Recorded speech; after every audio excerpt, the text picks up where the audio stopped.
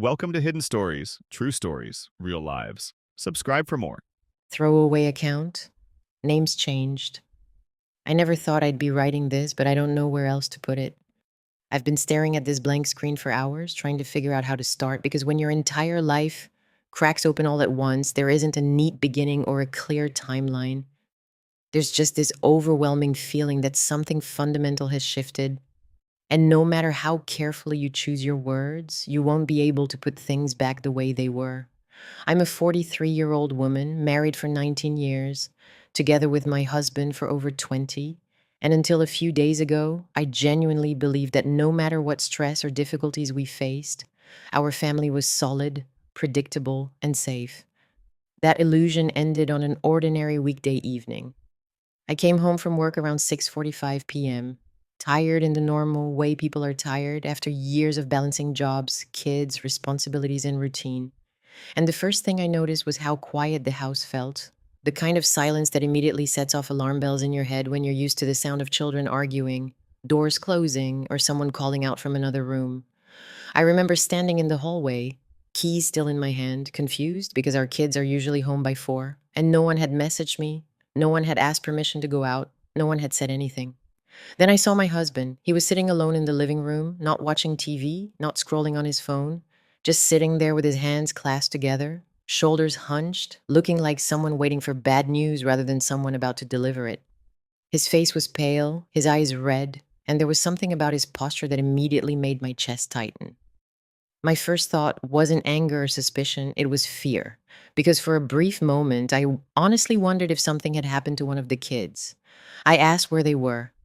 He didn't answer right away. He stood up, walked toward me slowly, reached for my hands, and then sat back down, like his legs couldn't hold him anymore.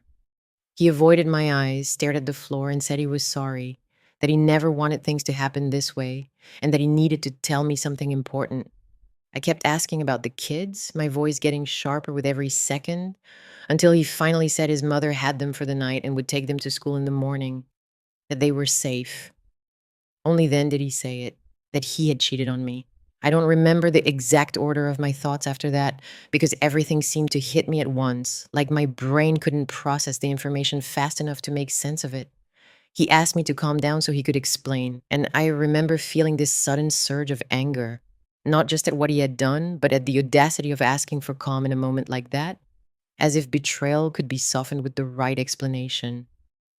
I walked out of the house and sat in my car, shaking so badly I could barely hold my phone, crying until my chest hurt and my head felt light, replaying our entire relationship in my mind, searching for signs I must have missed, moments that suddenly felt suspicious in hindsight. He followed me to the door, crying, begging me not to leave, telling me there was more I needed to hear, but I couldn't face him then. I needed space just to breathe. I sat there for over an hour, asking myself questions that felt cruel and endless. How long had he been lying to me? Who was she? What did she have that I didn't? And how could someone choose to destroy a family instead of asking for help or leaving honestly? Eventually, exhaustion won over panic, and I went back inside because no matter how painful it was, I needed the truth. He tried to lead me upstairs to our bedroom, and that alone made me recoil. I told him we would talk downstairs or not at all because I couldn't stand the idea of discussing his affair in the same bed where we had slept together for years, where we had comforted each other through illness, stress, and loss. That's when he started telling his version of the story. He said it began 6 months ago, that at first it was just messages, that he didn't mean for it to go anywhere, that she was the one who flirted, that he tried to keep his distance, that he was weak, confused, stressed, and not thinking clearly. He said the first time they slept together was 4 months ago while I was away for work.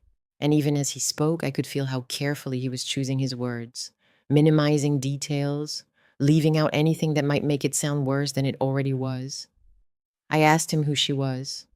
When he said her name, it meant nothing to me at first, and I almost laughed out of disbelief. Because in that moment, I assumed it must be someone random, someone from work, someone outside our lives. Then he clarified, and the room seemed to tilt. She was my son's ex-girlfriend. My son is 18, she is 19. She had been in my home countless times, sitting at our table, laughing with my younger children, welcomed as part of our family. And I had liked her, trusted her, never once imagining that while she was smiling at us, She was sleeping with my husband. The realization hit me in waves. The betrayal, the disgust, the anger, and the unbearable knowledge that this wasn't just an affair. It was something far more damaging, something that would tear through our family in ways I couldn't even fully comprehend yet. I told him to leave. I screamed. I cried. I couldn't stand to look at him. Then he told me the reason he was confessing now. 2 weeks earlier, she had told him she was pregnant, and she wasn't sure who the father was, him or our son. That was the moment something inside me broke completely. I didn't argue. I didn't ask questions. I stood up, grabbed my keys, and left. I drove aimlessly for 30 minutes, checked into a hotel, turned my phone off, and lay in a bed that didn't smell like home, staring at the ceiling, trying to understand how a single decision could destroy so many lives at once.